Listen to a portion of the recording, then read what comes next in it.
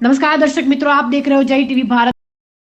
गौ रक्षक सेवा संघ गौ माता की सेवा और रक्षा का एकमात्र उद्देश्य। गौ रक्षक सेवा संघ में 1000 से अधिक सदस्य जुड़े हैं। अब तक गौ रक्षक सेवा संघ ने 50 से अधिक गायों को कत्लखानों में जाने से बचाया है। गौ रक्षक सेवा संघ की शुरुआत लगभग 6 से 7 महीने पहले हुई थी। इस संगठन का उद्देश्य गौ माता की रक्षा और सेवा करना है। गौ रक्षक सेवा संघ में अहमदाबाद और आसपास के गांवों से 1000 से अधिक सदस्य जुड़े हुए हैं। श्रीराम, हूँ पोते यश जोशी, अमदावाद जिल्लानो રહેવાસી। ગૌરક્ષા સેવા સંઘ એ મારું પોતાનું એનો હું અધ્યક્ષ છું અને એની સંસ્થાનું સ્થાપન મેં કર્યું છે અને આ અમારી ટીમ છે 4 જેને મેં હોદ્દા સ્થાપેલા છે।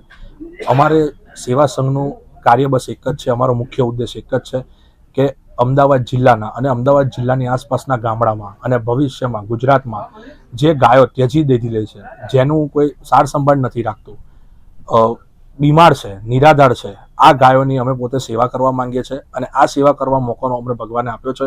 तो आ सेवा अमे करवा मांगीए छे अने आज अमारी गौ माता जे रस्ते रखड़ती जे गौ माता छे जेनो अकस्मात थई गेलो छे, आ बधी गौ माता जे अमे अत्यारे हालमां जे अमे राखी छे, अमारी ऑलरेडी एक गौशाळा छे, ए गौशाळा अमदावाद खाते आवेली छे। एनी अंदर अमे आ गौशाळानी अंदर बधी गौ माताओने राखी छे अने एमनी सार संभाळ राखीए छे।